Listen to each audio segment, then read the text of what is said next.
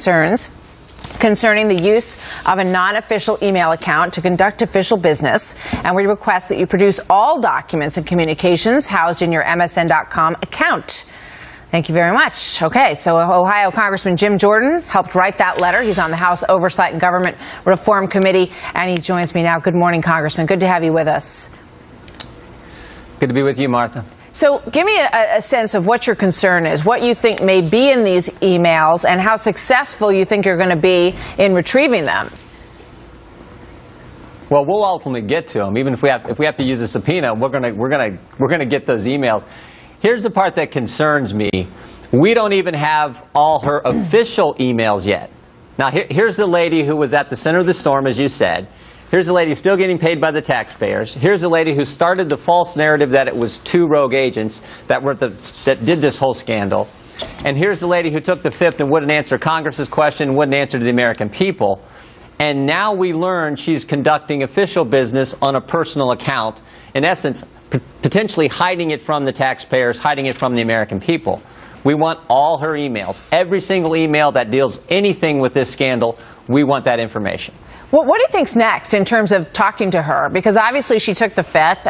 We all watched that play out. And she's been on a paid vacation, as you say, throughout the whole course of this summer, paid for by U.S. taxpayers. So where are you going to take this next?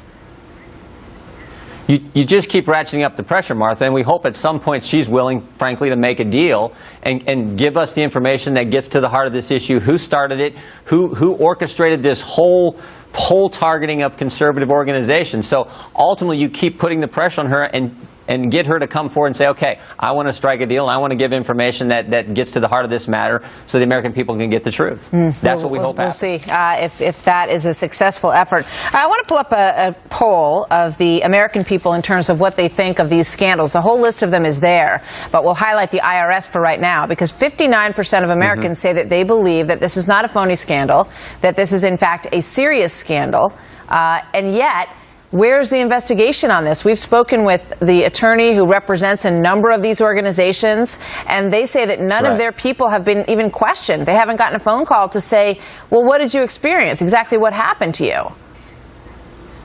Yeah, well, I mean, about a month or so ago, I had a chance to question then FBI Director Mueller, and I asked him three simple questions. Who's the lead agent on the case? How many agents have you assigned? And have you talked to any of the victims groups? Yeah. And his answers were, I don't know, I don't know, I don't know. So that does cause us real concern, particularly when the President of the United States, when this scandal broke, said, I want to work hand in hand with Congress to get to the truth.